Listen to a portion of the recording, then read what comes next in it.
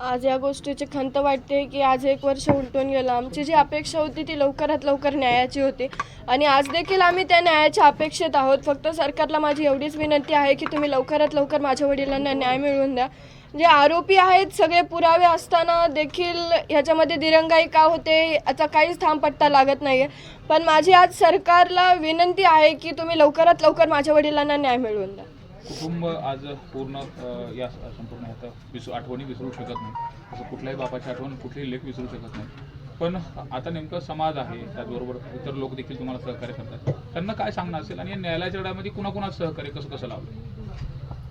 या न्यायाच्या लढ्यामध्ये तर आम्हाला पूर्ण समाजाने साथ दिली. मी खरंच त्यांचे आभार मानते, कारण की तुम्ही जी दिलेली आम्हाला साथ आहे तो त्याच्यामुळेच हा लढा इथपर्यंत उभा राहिला आहे. कारण की आमचं कुटुंब, माझे वडील आमच्या कुटुंबाचा एक असा हिस्सा होते की त्यांच्याविना आमचं कुटुंब हे काहीच नव्हतं. आणि या आठवणींना खरंच कोणता दिवस नसतो की मासिक आलं, वर्षश्राद्ध आलं की तुम्हाला त्यांची आठवण येते. कारण की मला दररोज माझे वडील आठवतात की ते असते तर त्यांनी आता काय केलं असतं, ते असते तर त्यांनी मला कोणत्या पद्धतीने ट्रीट केलं असतं किंवा मी काय केलं असतं.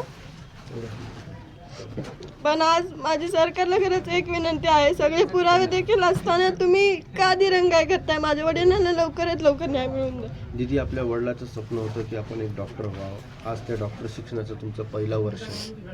काय वाटतं तुम्हाला? काय आठवण बाबा? म्हणजे त्यांचं स्वप्न तर मी नक्कीच पूर्ण करेल, पण त्या आनंदात ते माझ्यासोबत नसतील हे माझं खरंच खूप मोठं दुर्भाग्य.